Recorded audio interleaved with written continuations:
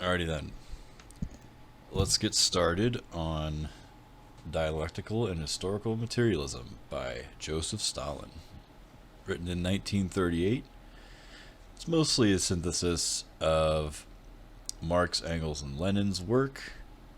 So Stalin didn't really contribute a whole lot of original theory to this. It's mostly just a very condensed, but honestly quite well written summary of a lot of the philosophical underpinnings of Marxism Leninism.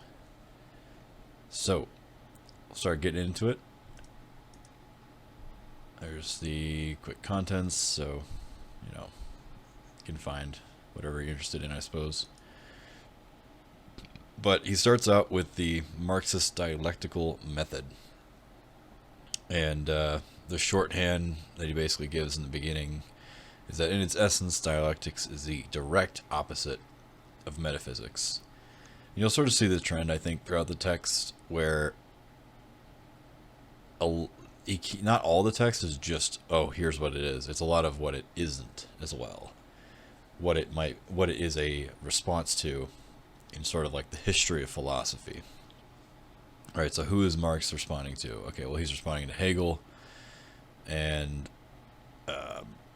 other metaphysical philosophers, and he's also responding, and then in the materialist realm, he's sort of responding to like Feuerbach a little bit, and then he's also in severe contradiction with like all these other idealist philosophers like Kant and also kind of Hegel, etc., etc.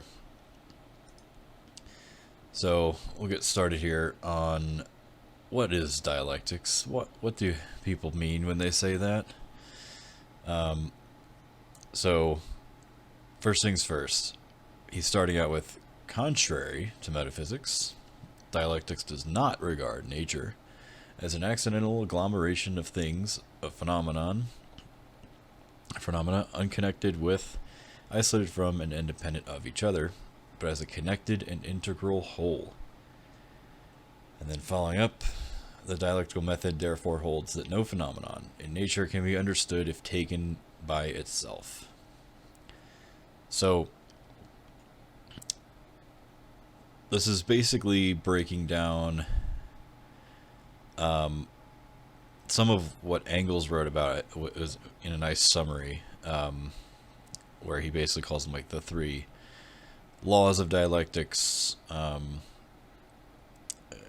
That's one way to look at it, I suppose, and he's sort of going through these one by one. So the first thing that's important for us to get a grasp on and to identify where this breaks with a metaphysical worldview, and I think that's something we want to look at right away. So dialectics isn't just a fancy word.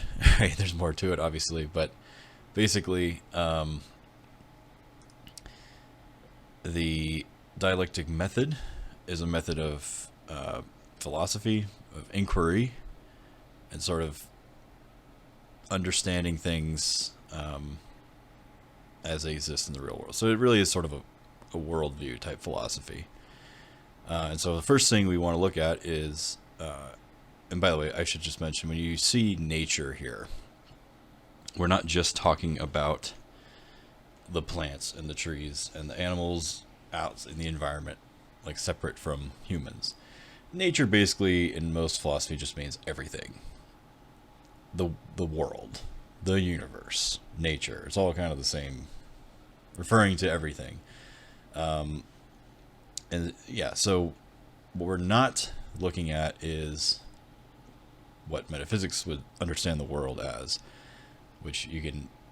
So metaphysics, then, if we are reading this correctly, metaphysics says that the world is a random agglomeration of things, phenomena that are sort of all isolated and independent of each other. Okay, so, and indeed, a lot of metaphysics prior to, we'll at least say, I wouldn't even say prior, actually, because dialectics and metaphysics are kind of age-old twins. in the world of philosophy. I mean, you really could trace them both back to the ancient Greeks, but metaphysics is sort of like coming up with rules for how the universe works. So like very strict rules, and so you see this a lot with like, is it Plato's allegory of the cave or something? I might be getting that mixed up, but basically it's like this idea that there's lots of forms. There's like these ideal forms of things, and the world is just a projection of these ideas on the world. And then metaphysics going further is, again, it's the meta. So physics meaning the physical realm. Meta is like above or something. I think it means above. So basically it's saying there's like rules beyond what we're seeing that guide everything. There are puppet strings. But then each one sort of controls its own phenomenon or its own thing. So this is where we get ideas like human nature, for example. It's a classic metaphysical construct, because someone is observing a human, which we might categorize under a phenomena, and they're studying this person and their behavior and their environment, and then they're coming up with a rule, this metaphysical construction that says, this is a human, and this is how they behave. End of story. The dialectic perspective on this human would be like, well, hold on a second. We haven't really studied that human very much, because we don't know what kind of society they're in, where on the planet they are, what's their environment like, how do they feed themselves, clothe themselves, shelter themselves, etc. There's a lot of missing information regarding not just the human itself, but everything around the human. And it's the same thing in like biology. Talk to any biologist or ecologist for that matter. And if you were to ask them, like, how would you like study a tree, this interesting tree? And they're going to be like, well, studying the tree itself is sort of not going to tell you much. The tree is integral to its environment. You can't really understand the tree without understanding everything around the tree and how it meshes in the ecology of the area. And you can take that perspective on any type of phenomenon. It doesn't have to be biological, like humans or trees. It can be anything. Looking around the phenomenon, what else is going on, how are they related to each other. That's very key for dialectics. All right. A little long-winded there, but again, this is philosophy, so you buckle up, I suppose. All right, next. Nature. Again, just in the back of your heads, that means basically everything or the universe is in a state of continuous motion. Okay, so contrary to metaphysics, again, dialectics holds that nature is not a state of rest and immobility, stagnation and immutability, but a state of continuous movement and change. The dialectical method therefore requires that phenomena should be considered not only from the standpoint of their interconnection and interdependence, but also from the standpoint of their movement, their change, their development, their coming into being and going out of being. All right, so this one's pretty straightforward. Again, I think this seems really obvious, hopefully, to most people, that, hey, guess what? The world is always changing. Everything's always in flux.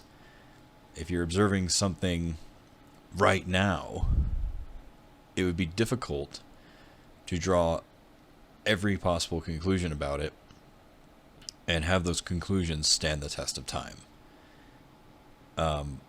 Because, for one, we can't really predict the future with certainty. We can get close. We can get very reasonably confident, but we can't know for sure. And then there's a whole history behind the thing or the phenomenon that happened before you are observing it in the here and now.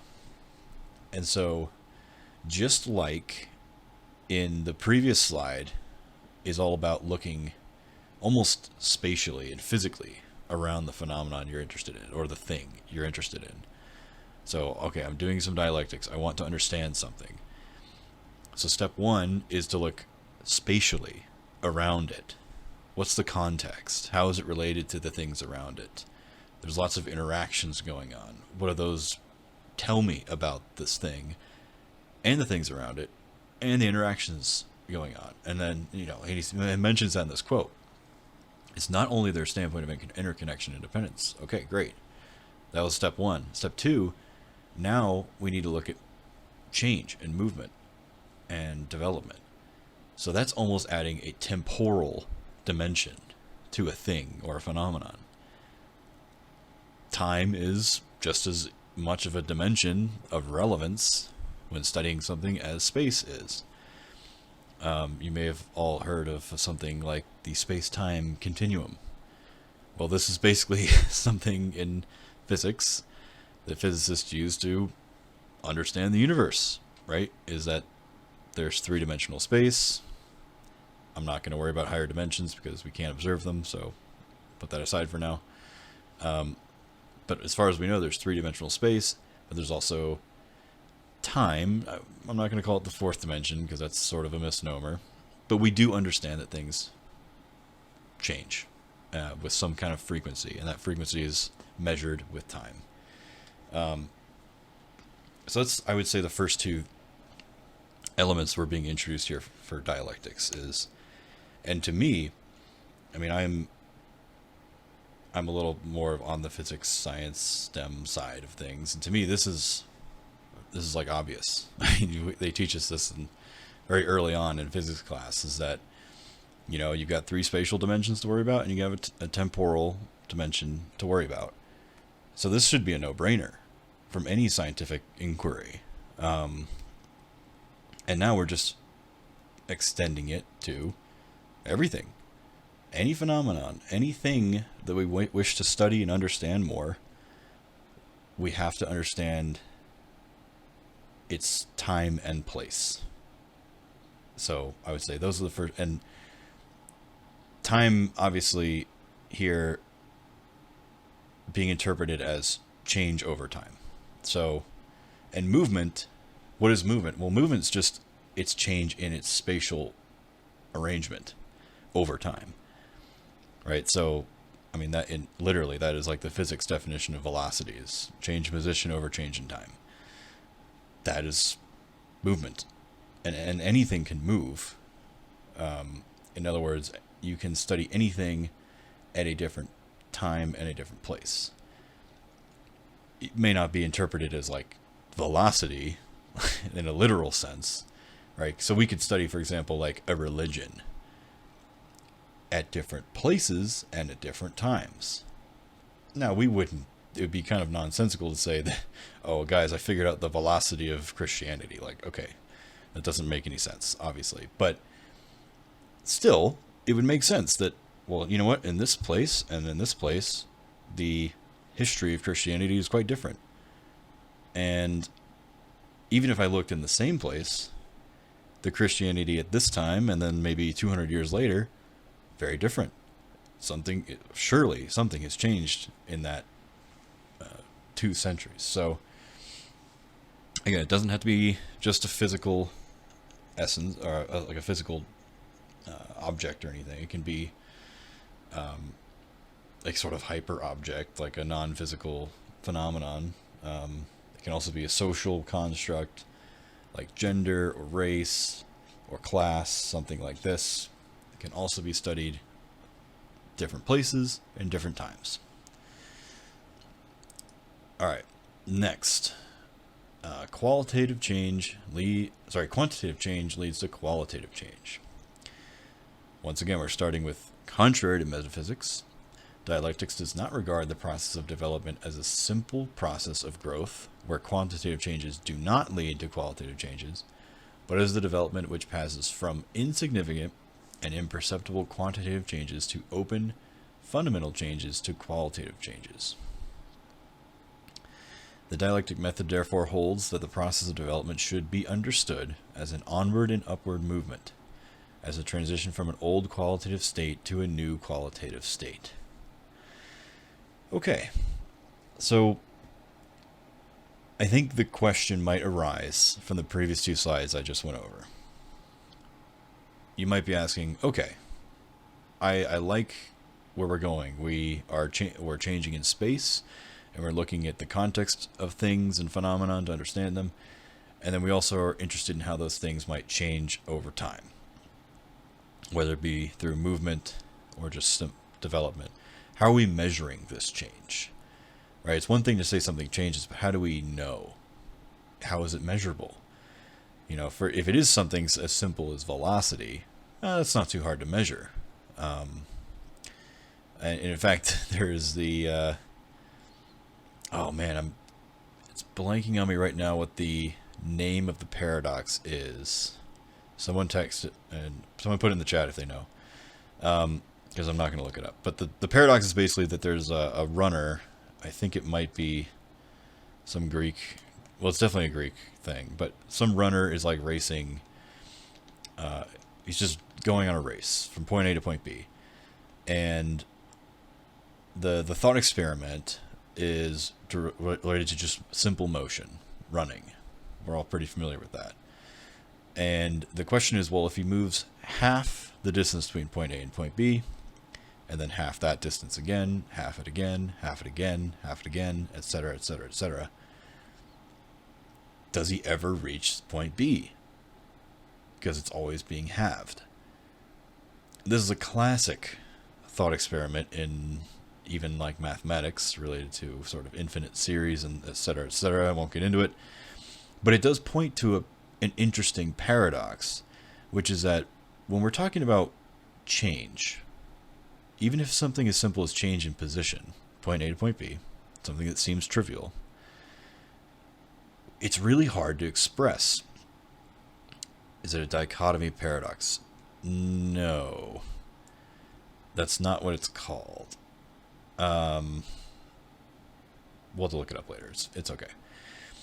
But basically, it's interesting, right? Because dialectic solves this riddle by basically suggesting, so what we might interpret in this paradox, the moving half the distance over and over and over again, so like 1/2, 1/4, 1/8, 1/16, 1/32, blah, blah, blah. These are what we might interpret in the paradox as what Stalin writes about, these insignificant and imperceptible yet quantitative changes. What does quantitative mean? Quantitative means we can measure it. We know he's going half, and then half, and then half. We can measure that. Okay, great. But when do we... At what point do we say there's a qualitative shift? In other words, when does he really arrive at point B? Right? And so, again, I'm not going to get into the mathematics because that's not the point, but an infinite series will prove that eventually you do get to the end. And you do reach your destination. But only after like an infinite series. Now, in the real world, infinity doesn't exist, obviously. But what we would look for, so instead of these imperceptible, very small quantitative shifts, we would look for qualitative shifts. So, you know, we wouldn't, as observers of this person racing from point A to point B, we wouldn't say, when they do reach the halfway mark, we wouldn't really agree that they're at point B. We say, oh, they're finished. It's like, well, no, they clearly have half the race left to finish. Like, that wouldn't make any sense. There's usually some qualitative shift that happens where we can understand that the change is now complete. And in dialectics, this is called the qualitative change or qualitative shift, I think sometimes it's said. And that, yeah, this is the, like it says in the last quote here, right? A transition from the old qualitative state to a new qualitative state. So even even with something as simple as physical motion, this is still happening. And we can even point to a phenomenon like friction where this happens. So, right, imagine you're trying to push your car. Let's say like the engine was shot and you need to like jump start it. by rolling it down a hill or something. So due to the friction between the wheels and the road, you have to push it. You have to apply a certain amount of force to that car in order to get it moving. And this, again, seems weird, right? Because I'm definitely applying more force. It's quantitative. I can literally measure how hard I'm pushing on the car, and yet there's no. At first, there might not be a qualitative change. The car is still sitting there, immobile. It's still immobile because I haven't overcome this counteracting force of friction. But eventually, I will overcome friction. The force I'm pushing the car on will be such that it overcomes friction, and then the car will begin to roll down the hill or whatnot. There's the qualitative shift. And this is, again, according to the dialectical method, this is how we want to understand how basically everything changes. Everything changes with small quantitative changes that might be imperceivable if you're not really paying attention. They are measurable, though, but they might not be obvious. And then these sort of build up over time and accumulate until you have a large qualitative shift that's very obvious. And again, the most classic example in Marxist theory especially is basically revolution. Right? This is sort of why Marx suggests that revolutions happen, is that you've got quantitative changes over potentially centuries of whether it be like accumulation of wealth or just sort of intensifying class struggle, and eventually they just break out into revolution, which ends up in a huge qualitative shift in how society is organized. And yeah, I mean, just another classic example that's a little more textbooky, I guess, would be boiling of water.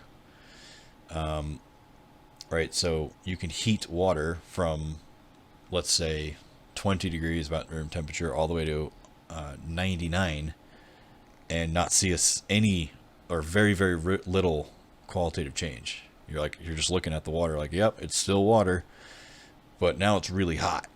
And I can measure that heat. I can measure the increase in temperature, which would be quantitative.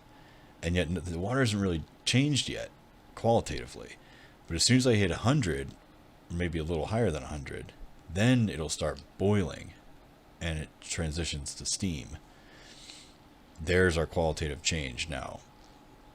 It was basically just a matter of quantitative change that led up to it. So, yeah, there's lots of examples that we can point to. I mean, if the method is correct, then really anything can be interpreted this way, at least in the sense of changing. But this is how we know things have changed. This is how we can measure it and identify changes around us. Okay, contradictions.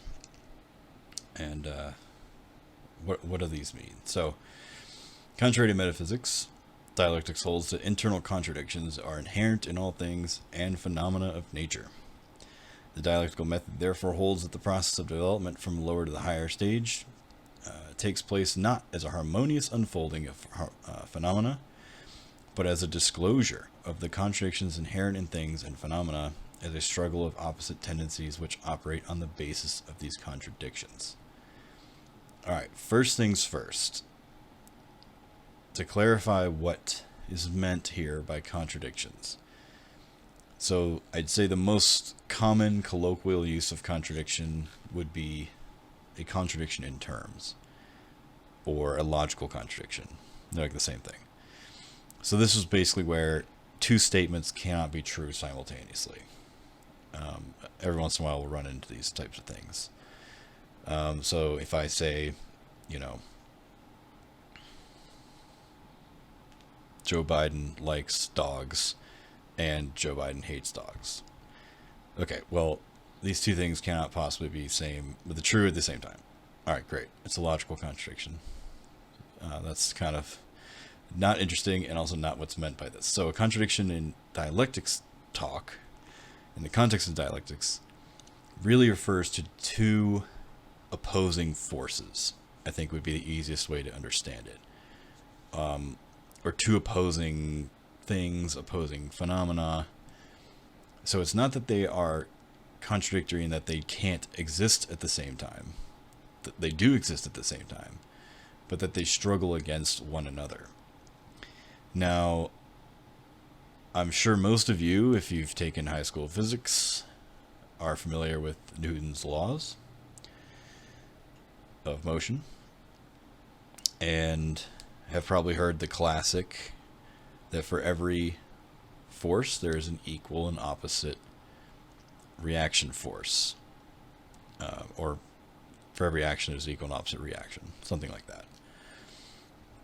Indeed, this is very similar to what's meant by contradiction in dialectics. And in fact, it's, as far as we can tell in the physics realm, it's a law of the universe that no force, and at least in the language of physics, it is specific to a force, can exist on its own. Truly, we as humans, we've never observed a single force that just does its own thing without any counteracting force. So as I'm sitting here, right, I'm being pulled down into the earth by gravity, and the earth is being pulled up into me. And the result is that I am not moving. But that doesn't mean there aren't two different force vectors acting on me at the same time. Indeed, there are. Now, again, that's sort of the physics example, which is a universal observation, by the way. Again, these tendencies in dialectics are supposed to be universal as far as we know. And so, but we can extend this observation to anything, really. Or the objective, I guess, would be to, if we want to understand something, we want to look for the contradiction within the thing that's inherent in it, that's sort of internal in it. And what he's suggesting here, right, is that the process of development tells us something about the contradiction inherent in the thing or in the phenomenon that we're studying. So, one of my favorite examples to point to, evolution by natural selection. So we have all these observations, all these different organisms in the world, all these different environments, and we want to know, how do things develop over time? How are these organisms developing over time? Well, what Darwin suggested is the mechanism is what he called natural selection, which essentially just means that organisms' primary objective throughout their lives is to keep living and also procreate, so that there are more organisms after they die, even if they're not aware of their own impending demise. And this process of development, of which Darwin correctly identified the process of, discloses the contradiction. Again, contradiction means conflict between two things, not just logical contradiction. It discloses the conflict between organisms and what? Their environment. That's the thing they're contradicting against. It's hard to live in this world. It's not easy. You've probably heard of something like the struggle to survive. Indeed, that is what we're talking about, is the struggle between the environment, which doesn't have any skin in the game. It's just the world. It just exists as it is. But to survive, the organism has to struggle against the natural world. It needs to go find an energy source, some sort of food or light, in the case of plants and photosynthesis and all that, right? It has to, and a lot of this does involve competition with other organisms. They might be competing for the same resources, maybe slightly different niches, or they can find a niche and then that might make their lives easier, right? It reduces the struggle that they have to go through in order to survive. But it's I think it's one of the best examples that, if we really once we understand our process of development, that discloses to us the contradictions that's creating that development, that's creating the struggle between these opposite tendencies. And as we'll probably get to in a little bit, we can eventually apply this to human society as well, right? If we can study the development of human society, can that tell us anything about the contradictions within the society? So we'll kind of get to that in a little bit. All right, now on to part 2, philosophical materialism. And once again, Stalin's going to point out to us what it is not, right? What is it the opposite of? It's the opposite of philosophical idealism.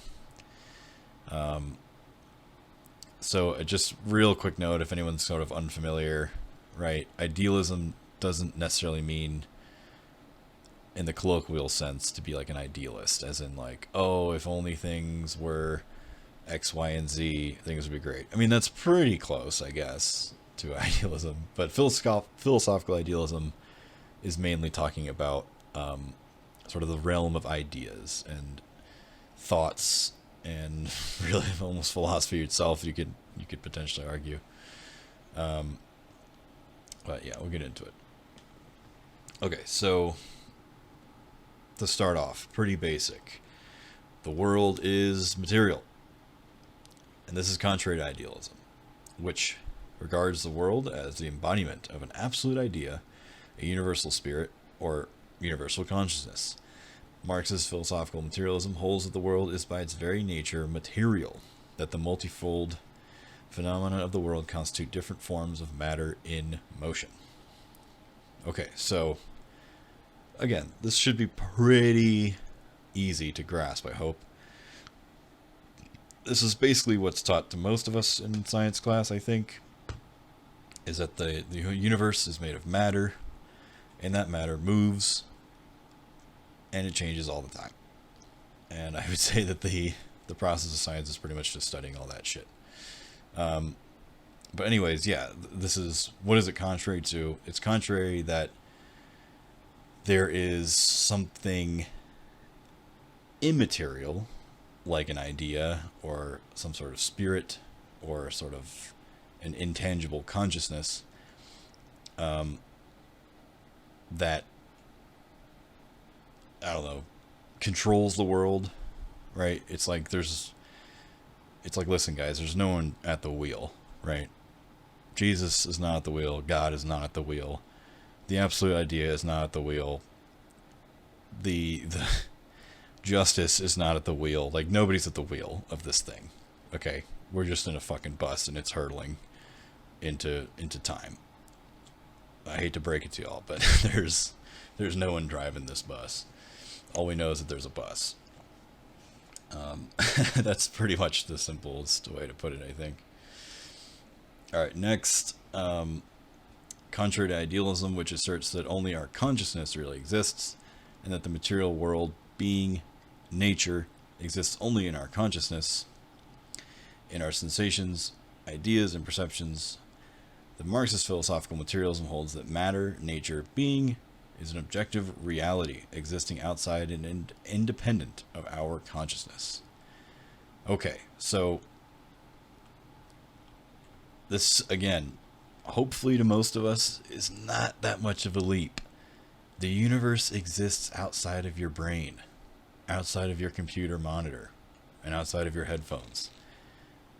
The world keeps going even though you're not looking at it or not thinking about it. Your sensations, ideas, and perceptions don't really matter in most cases. Things will just keep doing their thing. They're going to keep on existing. They're going to keep on being. And that has to be one of our basic assumptions to be true materialists. We have to basically accept that there's an objective reality out there, and it doesn't really matter what we think about it. It just is. Don't care about your feelings. A little bit.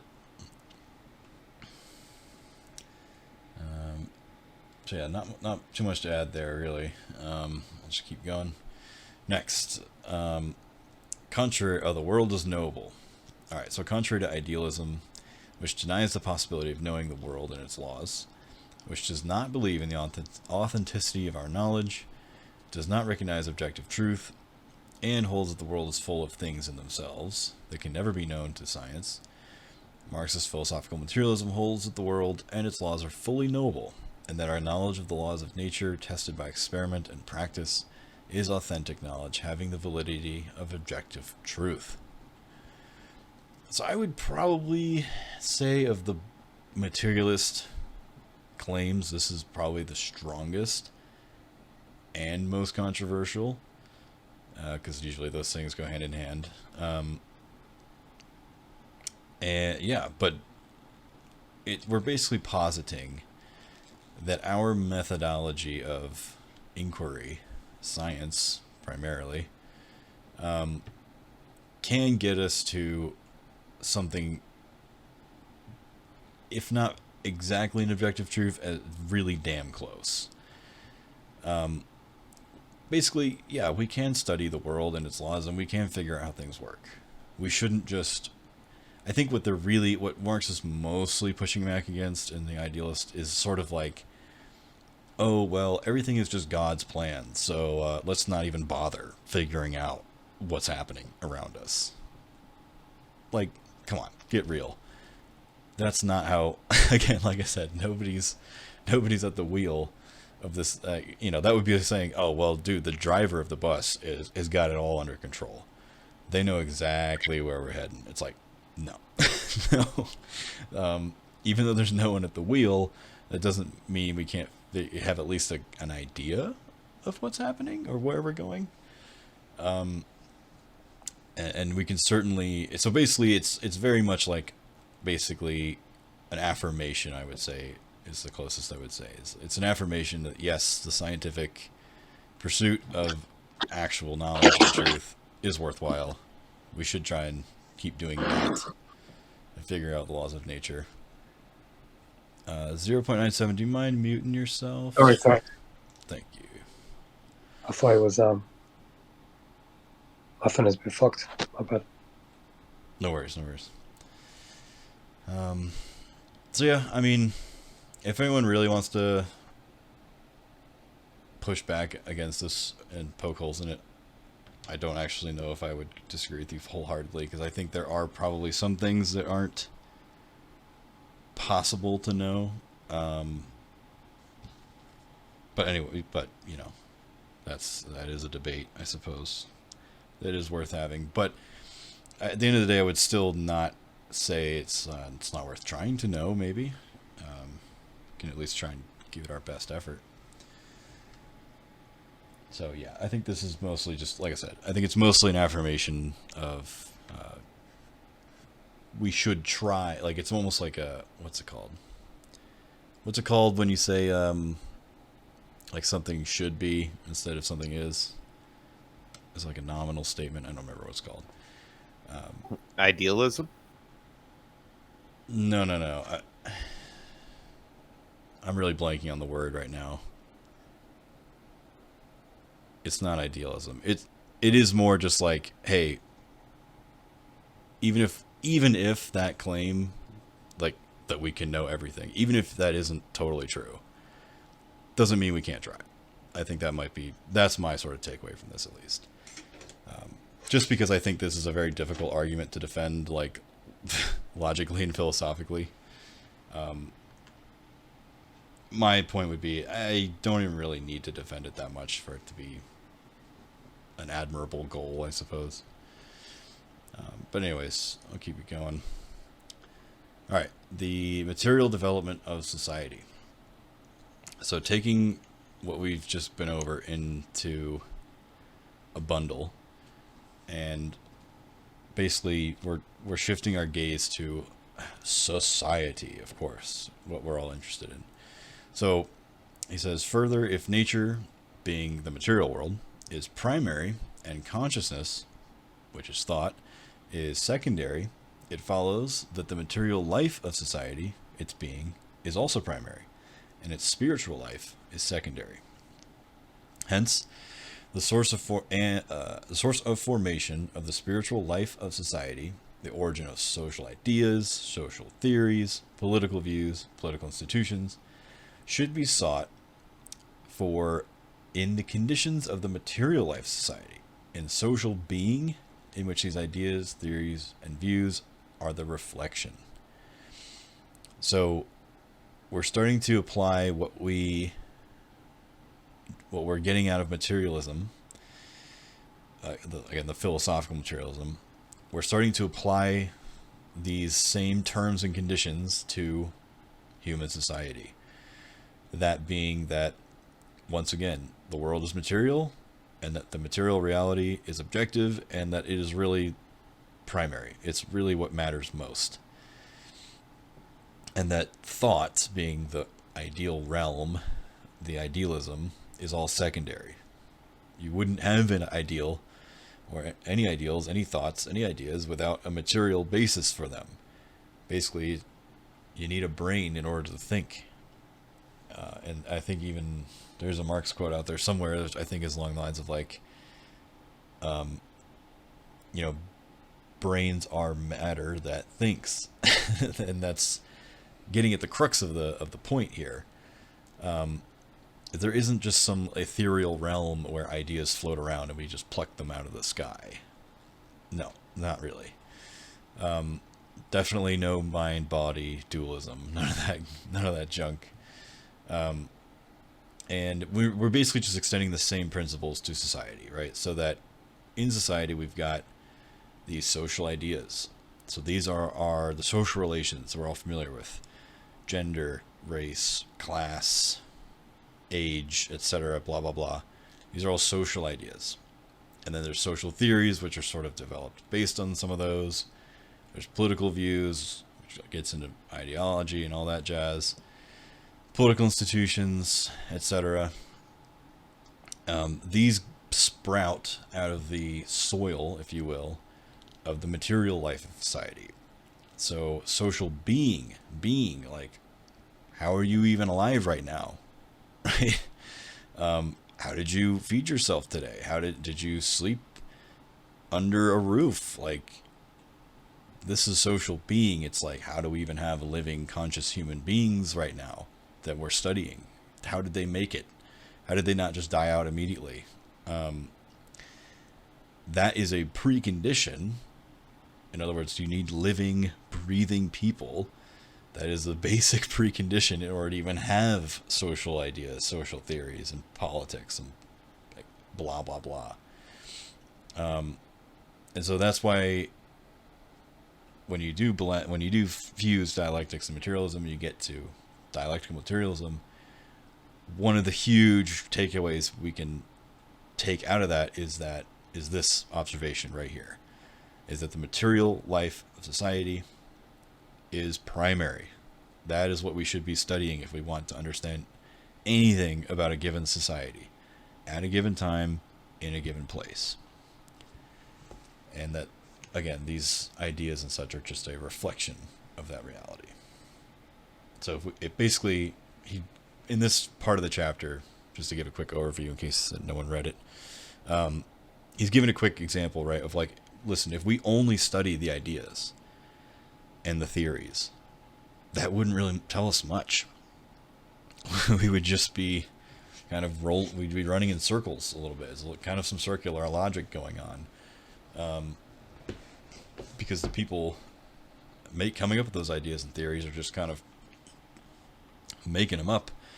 But they're getting them from somewhere, and it has to do with their social being, which is probably what we should be studying in the first place. All right. So a little bit more about these social ideas and theories. So whatever is the being of a society, again, being is on the material side of things. Whatever are the conditions of material life of society, such are the ideas, theories, political views, and political institutions of that society. So just an affirmation of that same observation. There are old ideas and theories which have outlived their day and which serve the interests of the moribund forces of society. Their significance lies in the fact that they hamper the development and the progress of society. Then there are the new and advanced ideas and theories which serve the interests of the advanced forces of society. Their significance lies in the fact that they facilitate the development, the progress of society, and their significance is the greater the more accurately they reflect the needs of the development of the material life of society. So, he's pointing out here that, in a way, not all ideas and theories are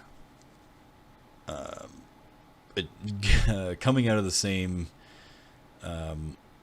camp, I guess. Like, they're not a monolith, if you want to put it that way. Right, clearly some ideas are, and I love, the word moribund is criminally underused, but for those who don't know what it means, it basically means like heading towards death. Right, so these are antiquated ideas. These are old ideas from old heads, and they only serve the interests of institutions and or people that are gonna die anyways. And they're gonna die out. Again, with the dialectics perspectives, we want to be focused on the new, the upcoming, the developing forces. The old stuff, yeah, you can study it, and it's still gonna be. It's not totally like not useful, but that's not as interesting, because we know eventually it will be supplanted by something new. Obviously, I think the word reactionary is used very much in the same way, right? So these are viewpoints, like a reactionary viewpoint, or reactionary ideology is one that is trying to go backwards. These are the old ideas, the old theories. Hey, we need to go back to when this was better, and we need to go back to this time where blah blah blah. Like, again, that's sort of this category of they're trying to hamper development. They're trying to hit the brakes on the bus, or try to put the bus in reverse, in fact, to go back to the bus analogy.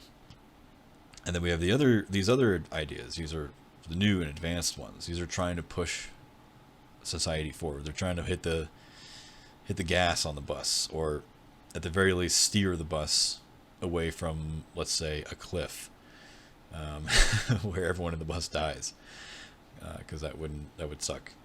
So, right, I mean, there are these progressive ideas, and and he points out here that their significance is directly related to how they develop the material life of society. And we can kind of get into this in a little bit, I suppose. But basically, what this is hinting at is, the material life of society has to all do about mostly production, which we'll get into a little bit later.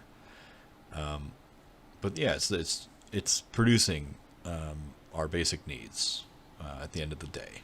So if these progressive ideas are more progressive, the most advanced are the ones that are more strongly reflecting the needs of development for material life specifically. So again, we should talk liberals all the time in the server, so we should know that we should be able to point out and pick out ideas that are only suggesting to change, let's say, just a social relation, like, hey, like, gay marriage equality, it's great, okay, but does that really affect material life for most people? Not really.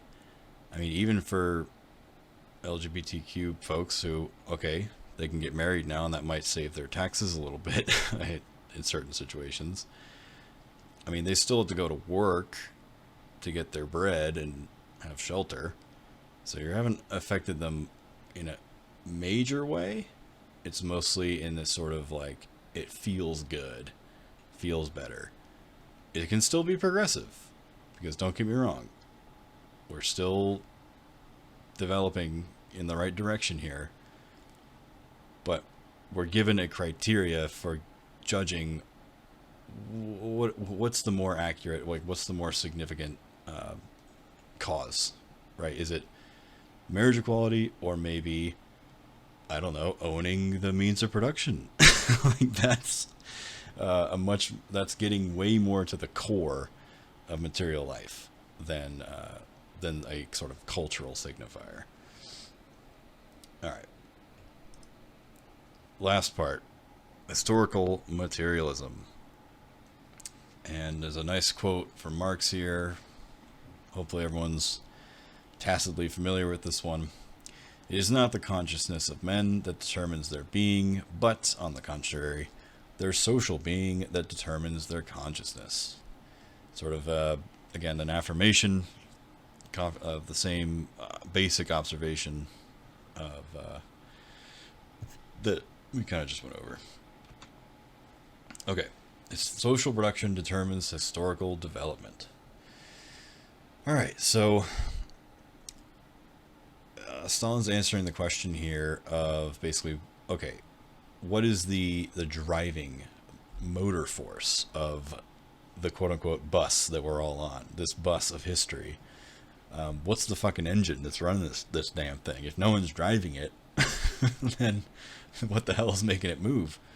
And indeed, the answer to that question for historical materialism is that it's the method of procuring the means of life necessary for human existence. The mode of production of material values: food, clothing, footwear, housing, fuel, instruments of production, which is basically just tools, etc. These are indispensable for the life and development of society. And again, I just put some quick definitions for anyone who's brand new to this. Productive forces, or forces of production.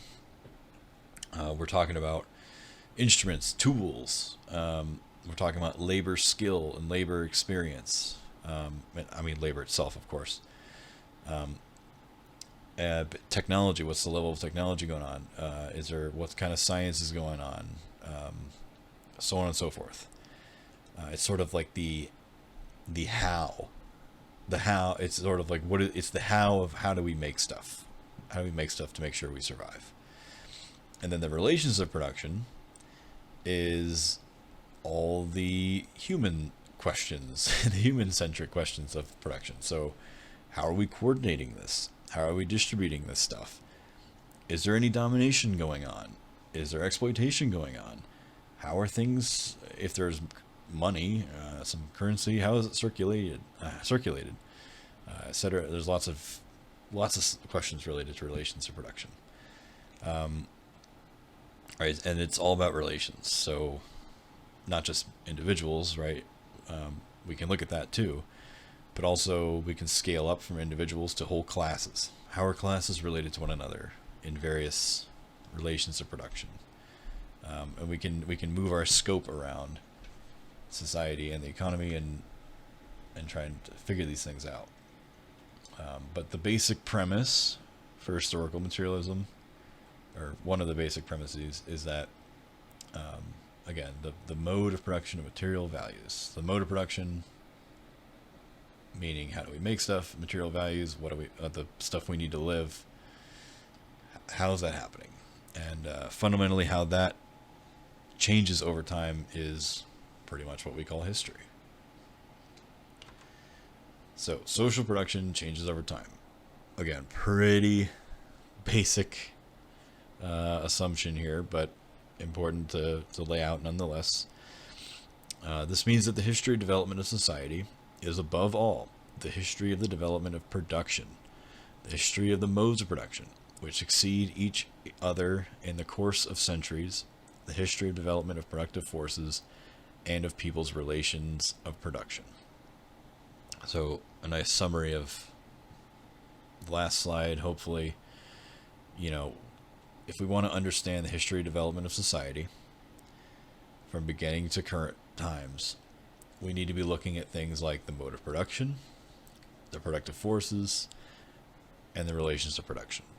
If we look at those things, if that's our focus of study, we're going to have a very clear, or like, at least we'll say the best picture possible of how society has developed historically.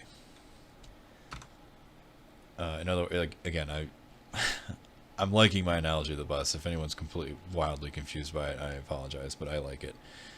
It's sort of like saying, if we want to understand this fucking bus we're all on, we better go look at the engine and the fucking transmission. Because that's the guts of the machine, sort of. Without those, we wouldn't even be on a bus. Okay, the productive forces change the relations of production. So we're getting a little more nitty-gritty here. So first, the productive forces of society change and develop. And then, depending on these changes and in conformity with them, people's relations of production and their economic relations change accordingly. This, however, does not mean that the relations of production do not influence the development of the productive forces, and that the latter are not dependent on the former. So, this is another assertion, kind of drawing on our materialist understanding of the world, that it is the productive forces that are usually causing the change over time. So, and then the relations of production sort of change after the fact to accommodate and sort of to catch up with the forces, the productive forces. And again, the second part is important too, because this relationship between them, again, we're not trying to approach it in a metaphysical sense, but in a dialectic sense. That is the objective here. And so that these two things indeed are in a dialectical relationship with one another. You can't separate them. They're joined at the hip. Where one goes, the other must follow. And I mean, we see all the time how the relations of production can influence the productive forces. I mean, we see that around us. So I'm trying to think of a succinct example, but usually they're quite complicated. But you know, a relations of production might be something along the lines of you know, let's say like a profit sharing situation, let's say. Right, so let's say that all of a sudden you go to work and, hey, we bleeped our boss, they're gone, they're on permanent vacation, and we're all going to share the profits evenly from now on. As we, let's say it's like a pizza shop, and you're like, wow, that's great. So glad. That might influence the productive forces, which is all of your labor. Because now, I don't know, everyone's juiced that they are getting the full value of their labor now. And maybe you've decided to work less time. Working less, like let's say everyone wants to put in a 4-hour day instead of an 8-hour day.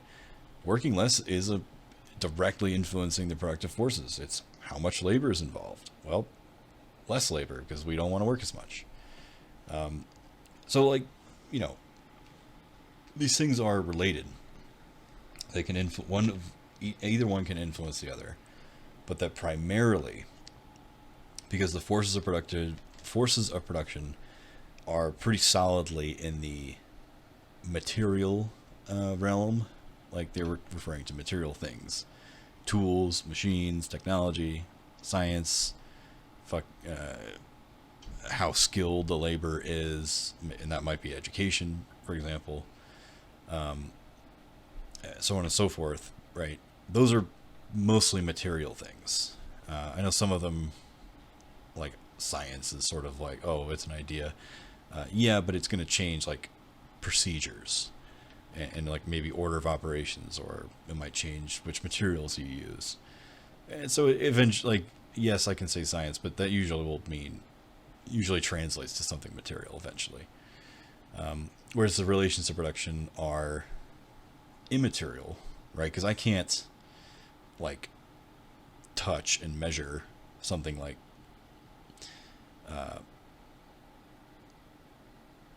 the fucking relationship between wage labor and capital. I mean, it's we know it exists. Like, it is an observable phenomenon. But just because something is objective doesn't mean it's necessarily material. So, anyways, yeah. Again, this is sort of just another conclusion from the dialectical method. And then last thing here are basically some historical examples, and there's only a few, of different relations of production, or maybe I should have written modes of production. But we'll go over them really quickly. So we have primitive communal. So this is the oldest, and at least throughout the course of human history, the dominant one in terms of just how long it has been around, I think, is the overwhelming majority of human history is primitive communal. So it's characterized by social ownership of the means of production, although I kind of added a note, which I think was in the text, that ownership as like a concept, as a practice, wasn't really developed at all. It wasn't practiced. There wasn't...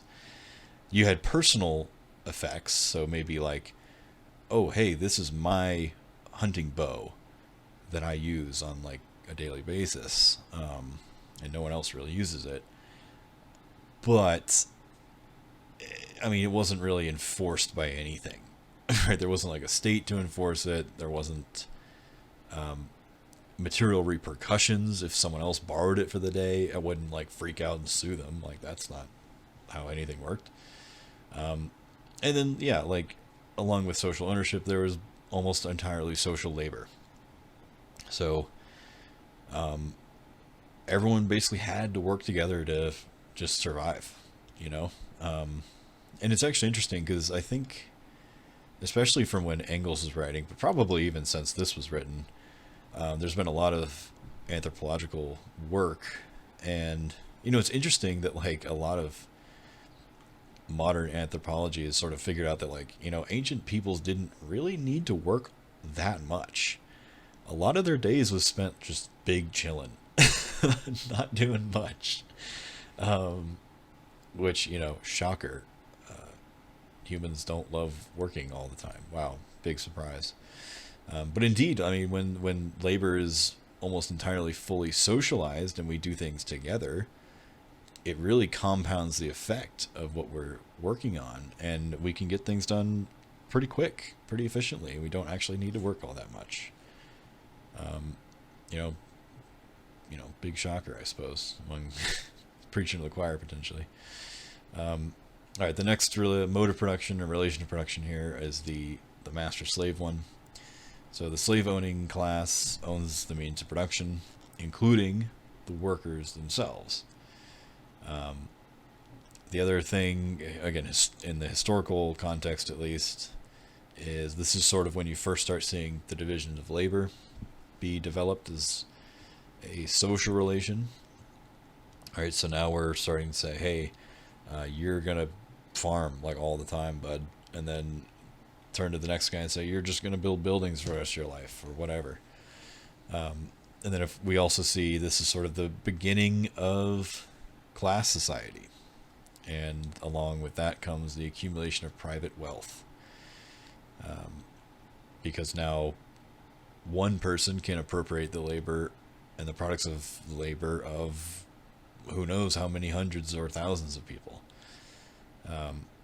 Which brings us to the feudal system.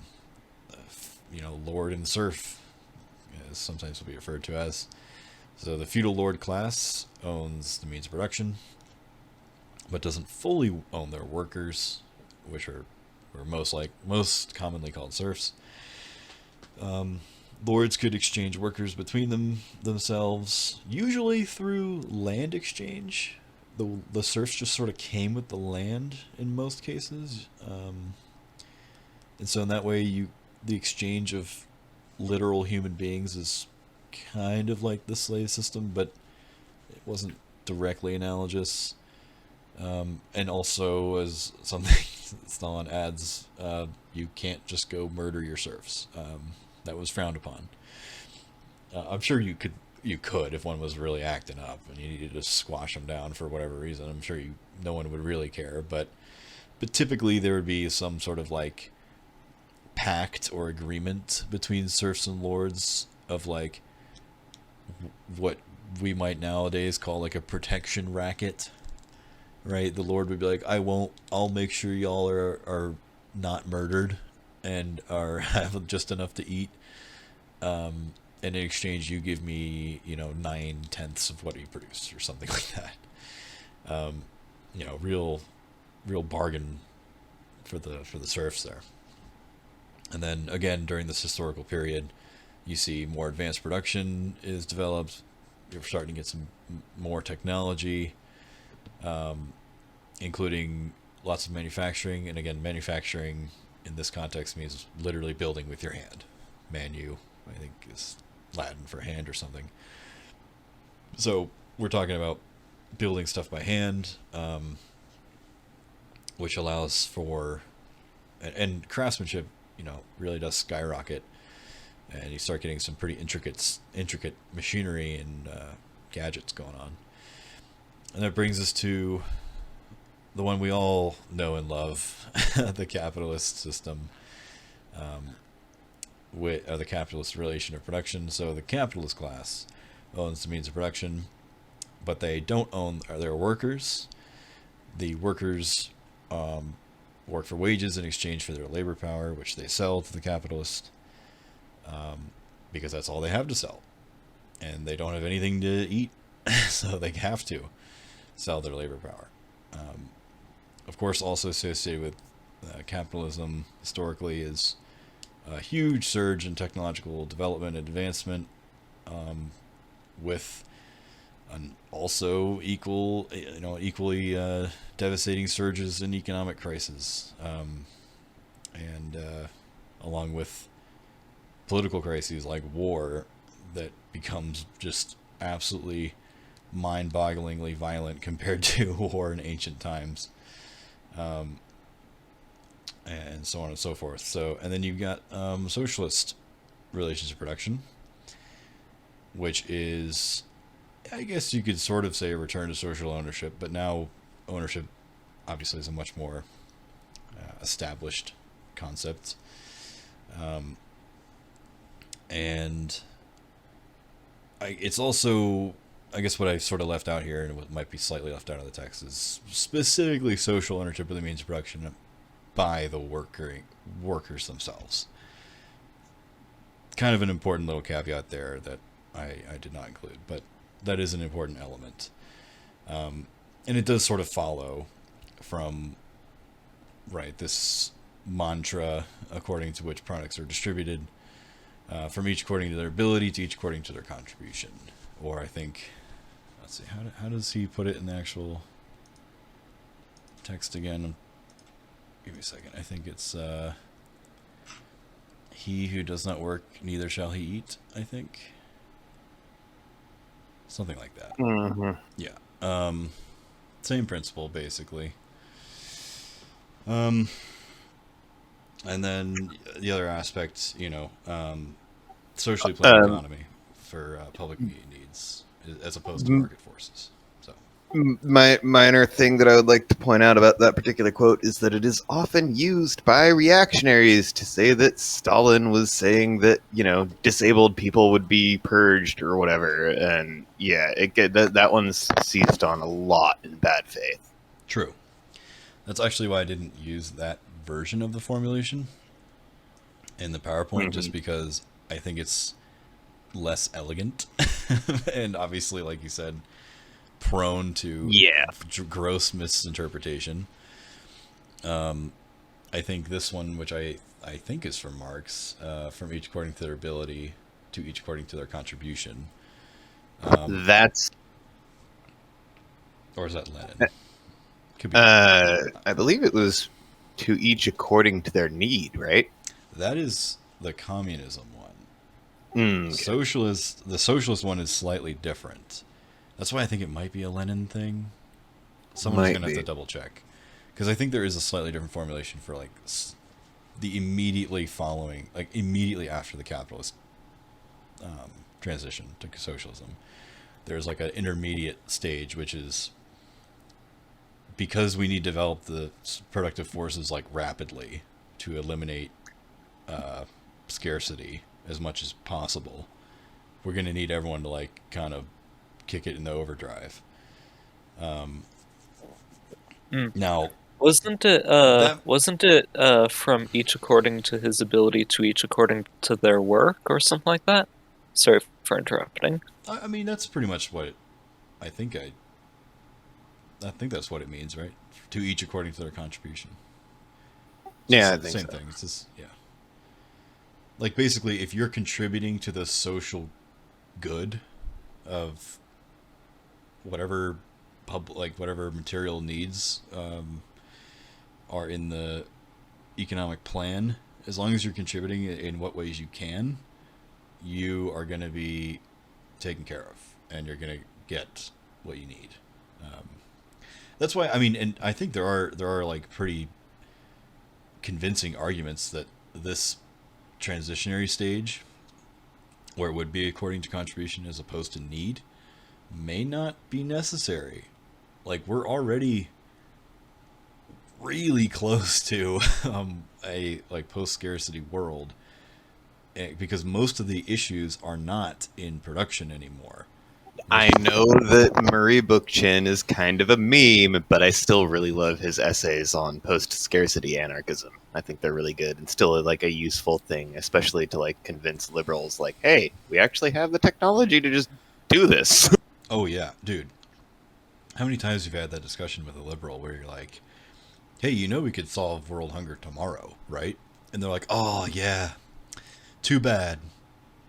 And you're just like, you want to throttle. Yeah, no, like are we you like serious? literally we could end homelessness, we could end food insecurity, we could end so many of these social problems. The only thing that we have been ever lacking is the political willpower to do it.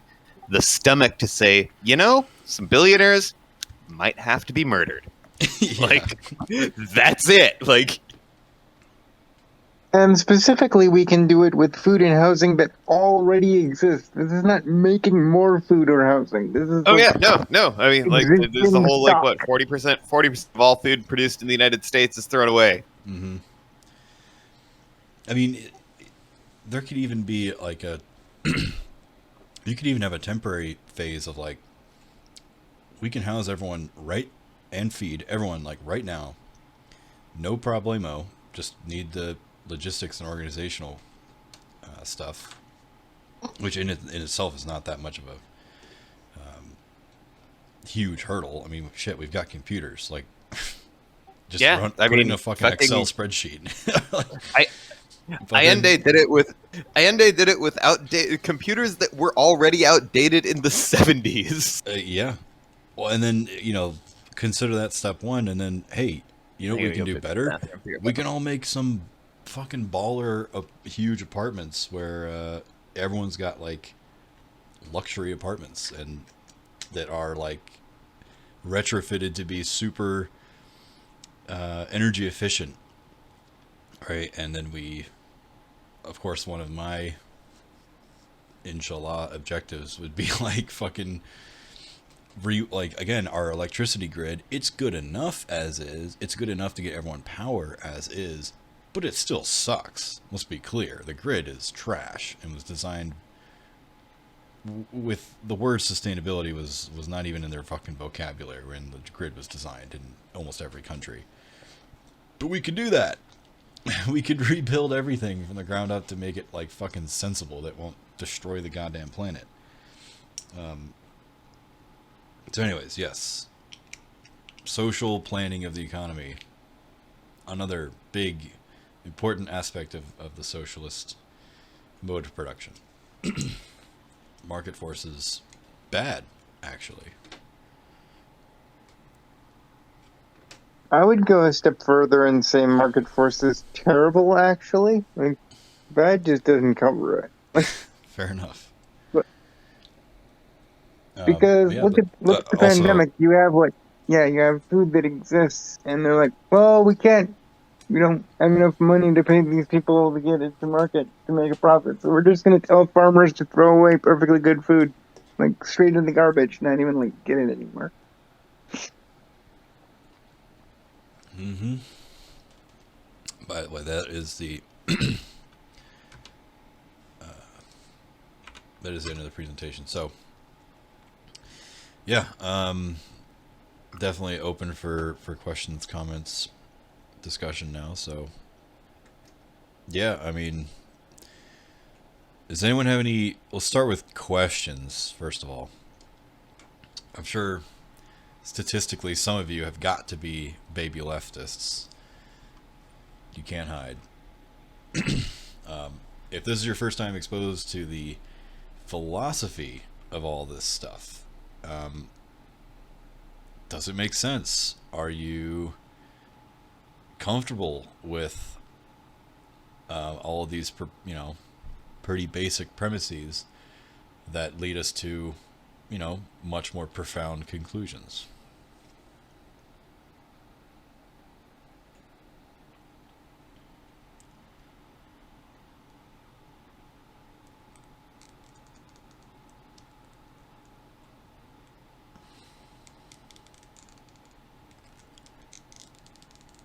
Okay, Spoon. Yep, I found at least one. That's good. Trash Wizard. It's quite all right. I think everyone trickles in whenever they can. It is the unsolvable problem of time zones. The great Unfortunately. power of scheduling. Yeah. Let's play the game of liberal in the wall. Okay. We do produce all of this food, but why would we do anything if it doesn't directly contribute to the profits of somebody?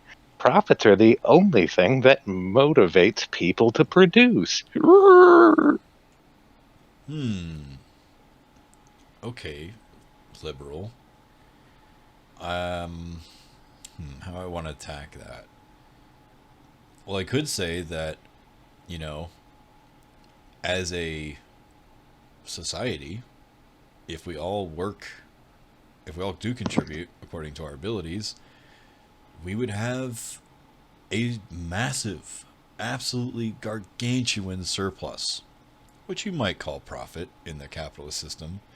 But in the socialist system, that surplus could be whatever we want. It could mean, hey, we have way more than we need. Maybe we should just work less. That's one option.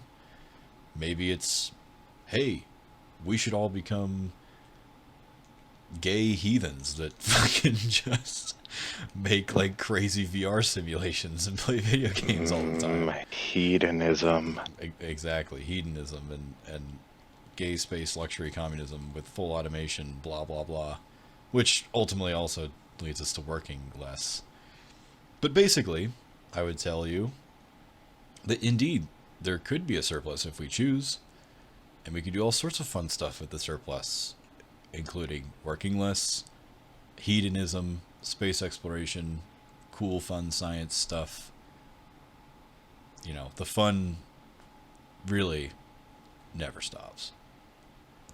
And since I am going to play the part of our lovely libbrain here, let's tack on one of my favorite stupid arguments. But capitalism and capitalist production leads to innovation.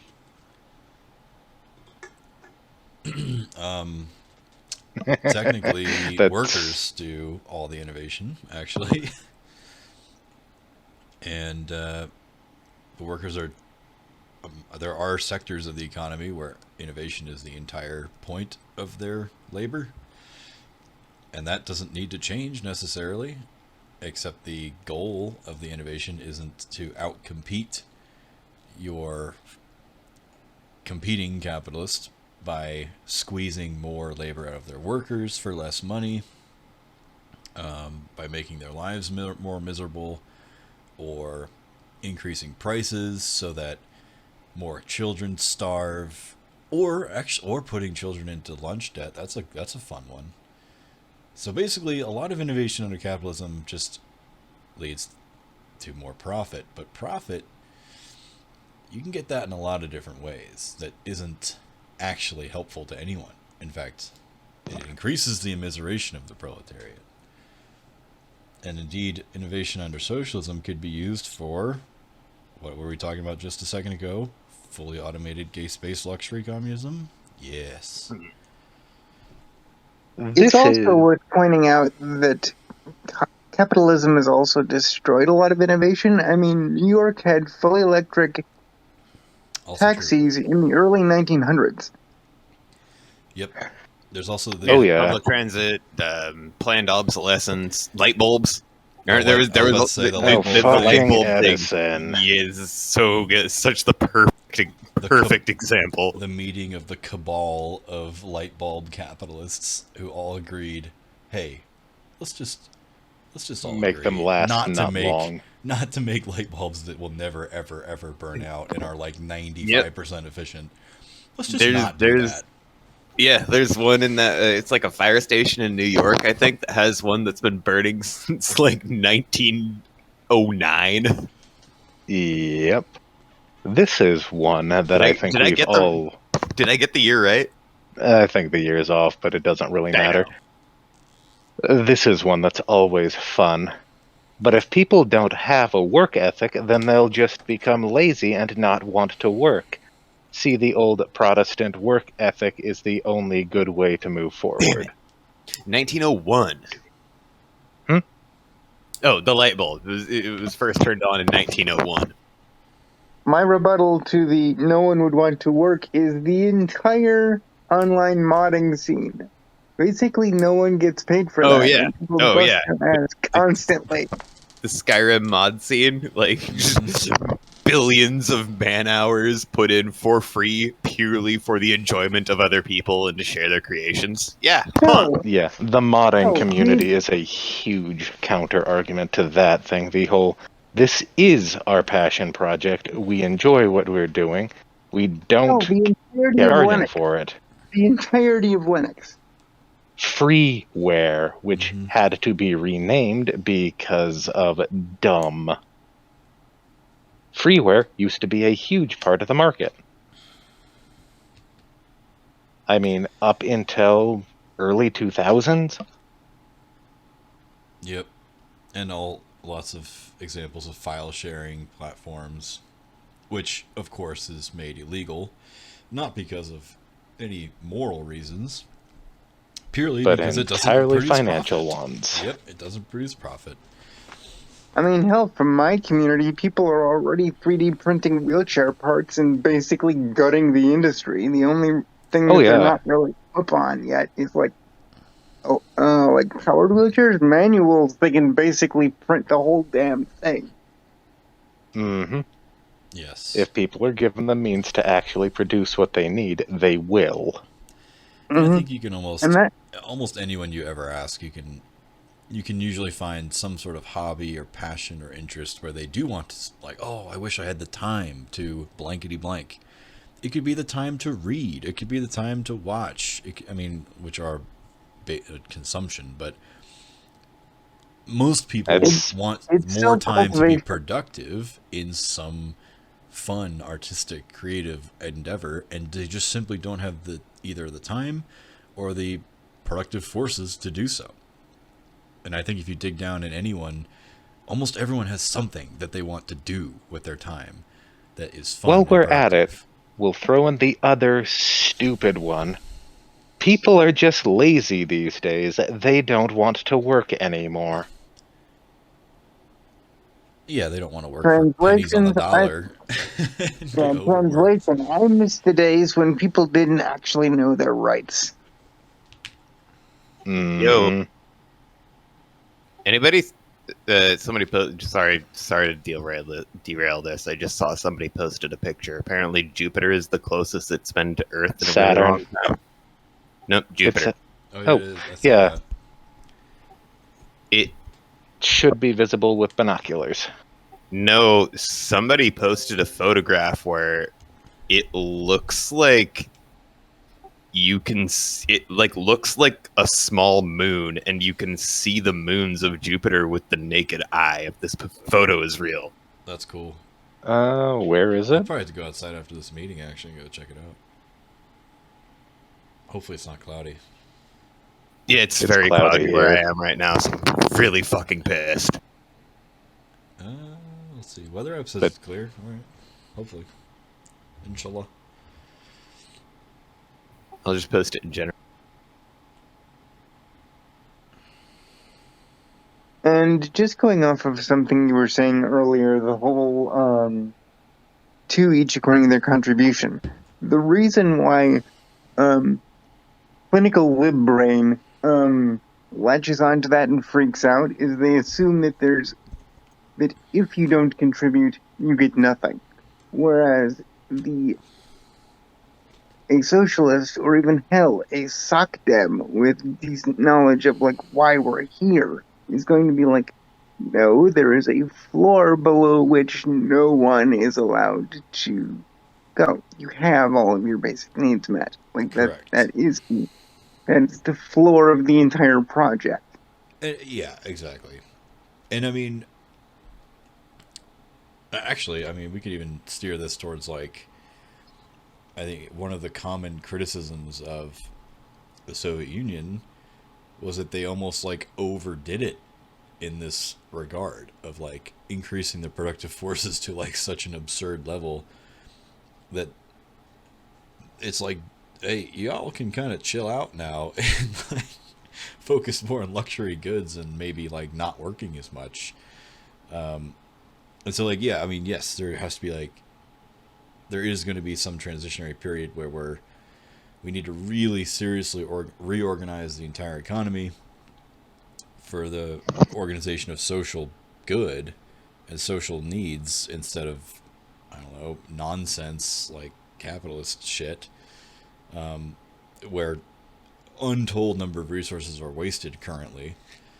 Like, yeah, there's going to be a transitionary period where maybe this organizational principle might be something we look at. But like you said, I mean, we're already so darn close, if not already there, for like, we can provide for everyone's basic needs and then some right now, Yeah, like easily. we've It's just a like fucking we've matter of distribution at this point. Yeah, I mean, if we were able to do a Bill and Ted's Excellent Adventure and bring forward Marx and Engels, like we're already past their actual definition of post-scarcity. We are in the Marxist canon, if you will. We've already made it. We're already there. Capitalism is just throwing a hissy fit, basically. Yeah. And I think this is why I was thinking it might have been a Lenin thing, but because I do think I remember Lenin mentioning, it might have been State and Rev. Did the initial one for the gentleman who did it into book. And it was prior to that. It is from the freaking 1830s. Oh, nice. From Saint Simonist. Huh. Is old. Well, regardless, I guess to finish what I was saying, though, I think there is something Lenin mentions. I think it's State and Rev, maybe, where he basically suggests that like the whole reason there is a lower stage communism, aka socialism, is that, well, first of all, you know, he's going under the assumption that you do need to develop the productive forces rapidly in order to get to that more of a post-scarcity situation, but also that the first generation or two of people is gonna, you can't just like completely expect them to switch to a different distribution, different social distribution of the social product like overnight. I think his suggestion was like that might kind of be a hard sell, and so maybe a more gradual transition where you've got this principle at first, which is a little more familiar to the capitalist mode. It's distinct. It's still different, but it's at least familiar and a little more of a smooth working towards the each according to their need once we get there. Yeah, and maybe it's because I have read way too much philosophy and psychology, but like to me, so the stage of socialism is kind of like therapy working through the social and economic trauma induced by capitalism to get people to a comfort level where they're like, yeah, we don't need any of this.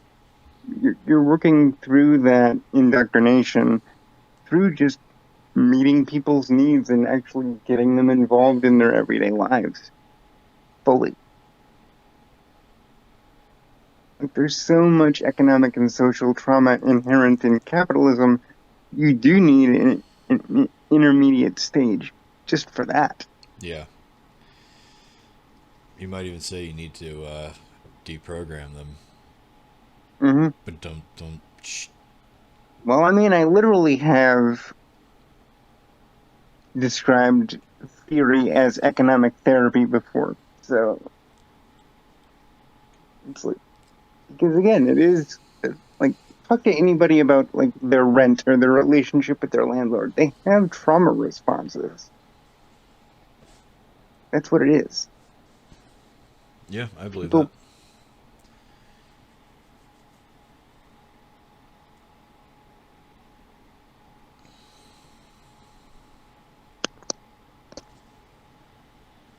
That, and I would argue that we can make a decent argument for everyone living under capitalism basically having the economic equivalent of abandonment issues, because it's like, oh, another boom bust cycle. Sorry, guys. See you on the. See you. Like, hope you did a good resume. Mm-hmm.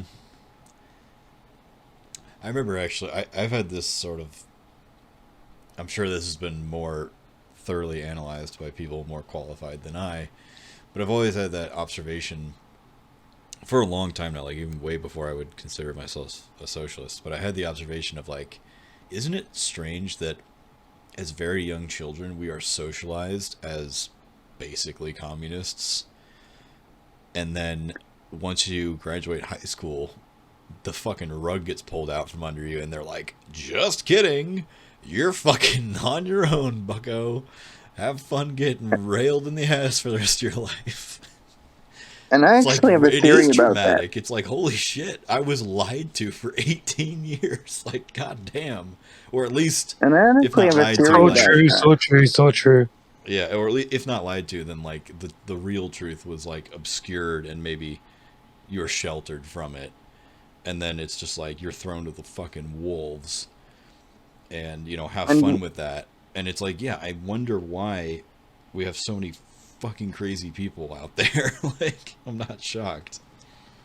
And even like the teaching kids to share and everything, like what you said, the early stage, like adolescent Yeah. socialism, basically, that is for the convenience of parents and teachers. That is not.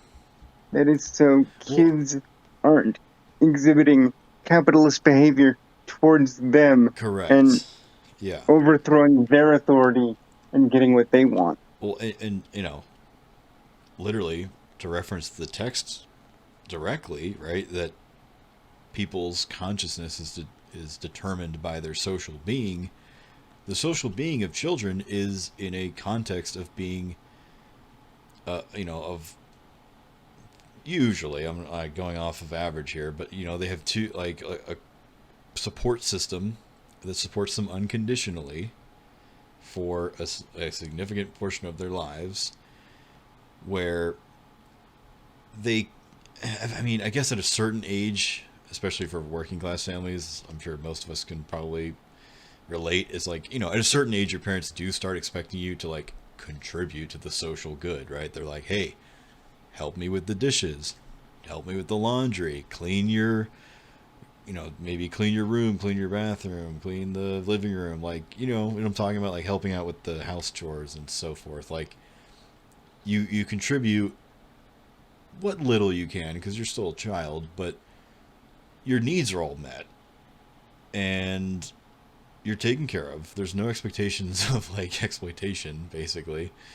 And and you're encouraged to socialize with your peers almost all the time, whether it be in school or after school, right? Play with your friends, go outside, mess around. Like, you're basically raised as a socialist, and then the rug gets pulled out from under you, and you're basically like almost gaslit into being like, what? You're not like a stone cold killer who's gonna like outcompete your peers? Like, what's wrong with you? You're basically like, You're raised. you're raised fucking, you're raised as a socialist until you use the word socialism, and then they freak out. Basically. well, yeah, and I think a lot of that starts melting away in high school mostly, which is also why I think high school is, for most people, is an incredibly traumatic period in their lives, because you're slowly transitioning to that realization of like, the safety nets are all gone now. You have to really fend for yourself and blah, blah, blah.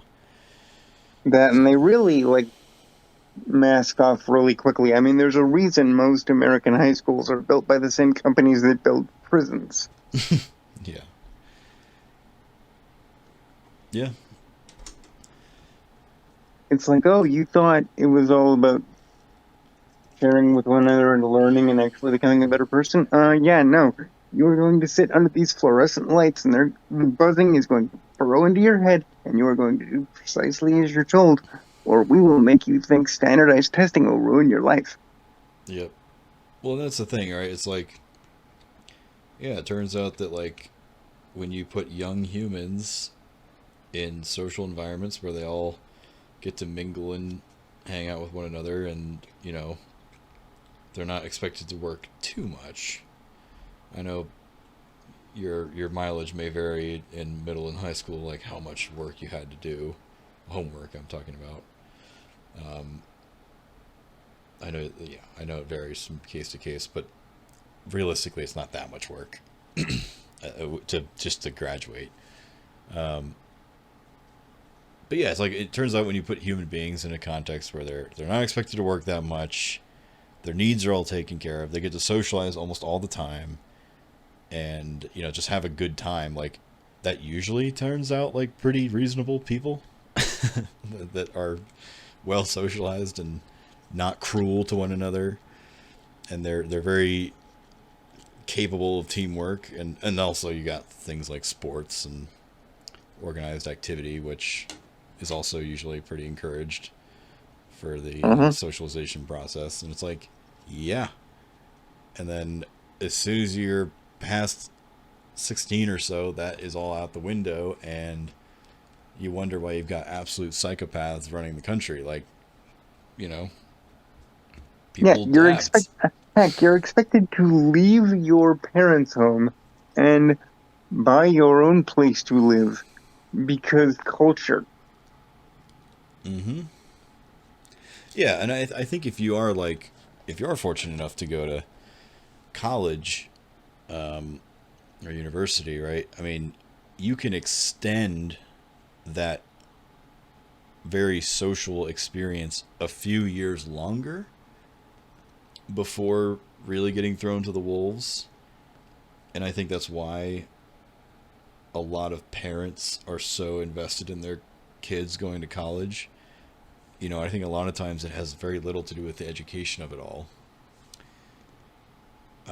Especially because So you're we all basically know arguing the reality of the situation is that the old bachelor's degree does not afford you what it used to do anything. It doesn't really, it doesn't mean all that much anymore. And yet people are still desperate to get into the universities and stuff. And I think it's not because of the degree any longer, right? I think that would be a fairly dishonest take. It's useful to get a degree, don't get me wrong, but it's not the end all be all. I think it's almost like the parents of these children understandably are like, hey, if you get into college for 4 more years, you go into some debt, sure, but at least you're spared some of the best years of your life from brutal exploitation. And you still get to like be a normal social person in that time period. Especially because in pretty much every significant way, university or college basically is what high school is supposedly. It's like Mm-hmm. you learn, you socialize with the people you want to, other than, I mean, even going to classes and doing the work, I mean, you'll fail, but your professors aren't going to be in your freaking face about it in most cases. Yeah. You're literally just asked by this institution, do you want to learn? And then based on your response, that's the experience you have.